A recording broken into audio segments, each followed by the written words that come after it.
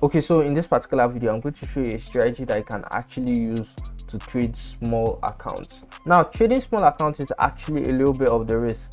That is, if anybody that doesn't know what they're doing, they could actually blow that account almost immediately. Only if you're not careful. I'll put that word again. Only if you're not careful. So what I actually mean by not being careful is by not applying risk management and also not having a good strategy. So in this video, we're going to cover all these things so that you could actually stay in the long run in the forex market and still be able to make profit rather than losing your account. So if that actually sounds interesting, make sure you hit the like button, and if you're not part of the family, make sure you hit the red subscribe button. Okay, so for this, we're going to be using Euro USD. So you can actually make money when you actually buy the market, and you can also make money when you sell the market. This actually happens when the market is in an uptrend or downtrend respectively. So if the market is in an uptrend, you're actually expected to take a buy in the market, and when price is actually in a downtrend, you're expected to take a sell in the market. Yes, that's cool, we understand that.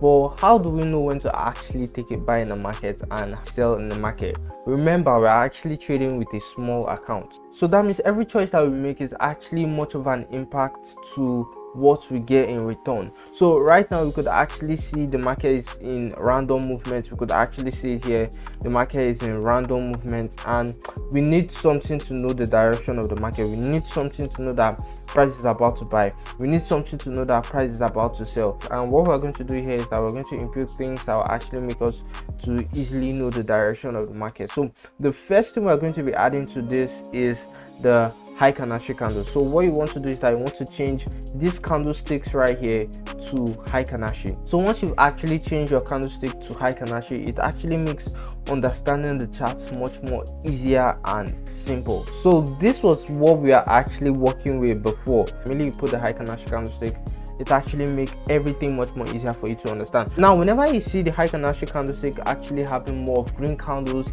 this actually trying to tell you that the market is in an uptrend. And whenever you see the high candlestick candlestick actually having much more of red candles, this actually trying to tell you that the market is in a downtrend. So with this, you could easily know the direction of the market. So now what you're trying to do is that you're trying to remove as much errors as possible. So in order for you to remove those errors, what you have to do is that you have to actually use indicators that use mathematical formulas to actually know the direction of the market rather than second-hand guessing where the market should go. So I want to use this market movement to show you how you can actually trade with the moving average. So here we could actually see that the moving average is moving in between price, and whenever the moving average is actually moving in between price, as you could see right here, this is actually trying to tell you that there is a consolidation going on in the market. You have to be careful because this point is actually tricky. What you want to do at this point is that you want to find out your level of support and resistance. So in order to find the level of support and resistance, what you have to do is that you have to get the high of the market. Like this point is actually the high of the market, we have to draw it, and we have to draw the low of the market. So this point is the low of the market, and right now we could actually see the channel that the market is actually moving right now. So we're not going to take any entry until we see price break the resistance zone or price actually breaks the support zone. So let's see how that actually plays out.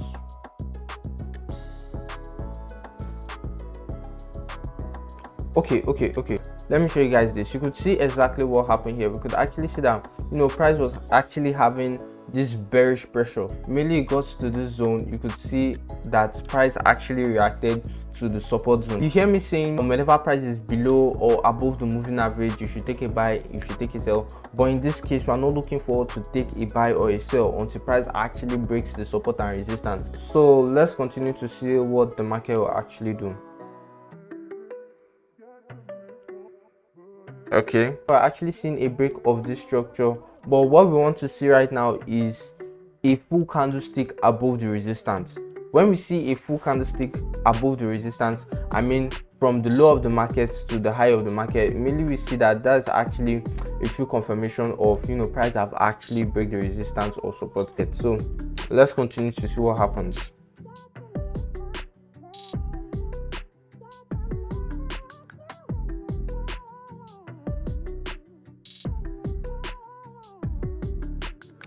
Same thing right here, we didn't see any candlestick below the resistance level, so we'll actually allow that to slide. Okay, so right now this is where we could actually see a full candlestick below the support level. This is actually trying to tell you that price has already broken the support in the market and we can actually take our trade from there. Okay, so let's take, for example, we want to place in a trade right here, and this is going to be a short position, so we'll place our trade here. So now we have to keep our stop loss right above the moving average. If you're making your analysis on the 1 hour time frame, make sure you keep your stop loss above the moving average of the 1 hour time frame. So whatever time frame you're working with, you have to put your stop loss right above the moving average of those sections, which is really important. Even when you watch my live trading videos, wherever I keep my stop loss is in line with the moving average. So as you could see right here, the risk management is actually bad. So in order to make your risk management high, what you need to do is that you have to reduce your lot size. If you put a high lot size in just this one trade, you could blow your account. So you have to use a very low lot size. You can see right here, we're actually risking this much. You want to make sure that your take profit is at least 2 of this. So right here, as you can see, we've already gotten 1:1 risk ratio. So but what we're going to do is that we're going to push this to be at least 2:1. So let's see, can we get 2:1? Can we get 2:1? Can we get 2? Risking 2 to make, this is risking 2% to make 1%. So this right here is actually a huge movement in the market. So this is actually a target, but you don't want to make yourself blindfolded that I'm not going to close my trade until price gets here. So if the market is actually moving and you see that price actually breaks the moving average, so if price actually breaks the moving average without getting to this point, just know that you need to close your trade. Don't be, hey, I risk 1% to make 2%. Let's play this out and see what happens.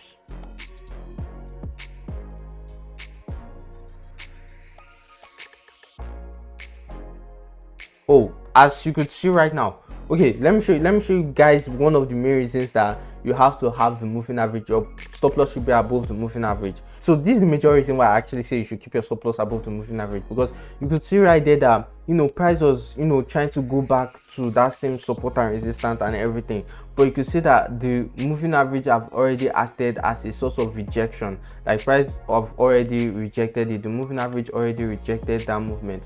So let's still play to see what happens.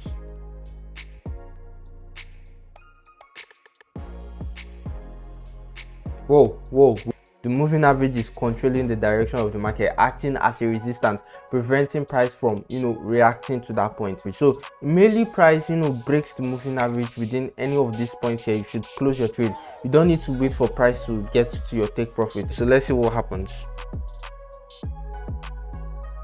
Okay, we could actually see some retracement happening there.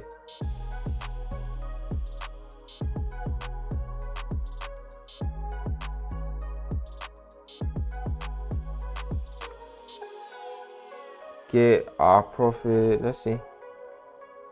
You see that same rejection. We don't need to close our trade. We don't need to close our trade at this point.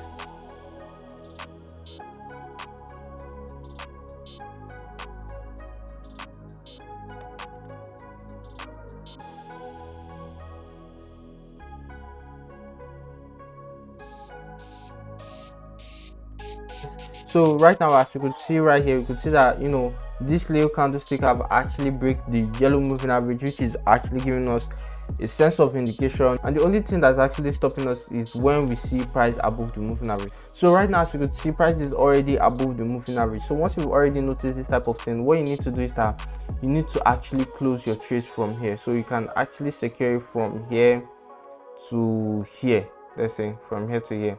So as you can see, we actually ended this profitable. So let's take it, for example, we are actually strong headed, we want price to hit our 1:2 immediately. So let's see what happens if we actually do that. Okay. Oh,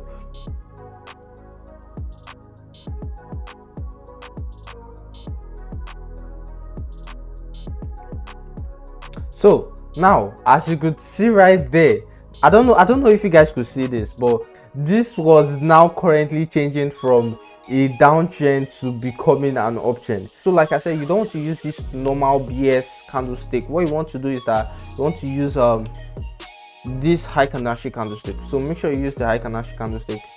So yeah, Now, why I didn't use the high Kanashi candlestick to make all the explanation is because of this replay mode. So I can't use replay mode with a tool. So right now I'm actually doing a small account challenge, and the only way I'll actually upload that video is this particular video getting to 50 likes. So if you guys want to see the video, it's up to you. So if you just feel like only using MetaTrader 4, I actually recommend this video right here, so you can actually know the tips and tricks that you can actually use to get more out of MetaTrader 4 whenever you're doing your analysis. So with that being said, I'll catch you guys in another video.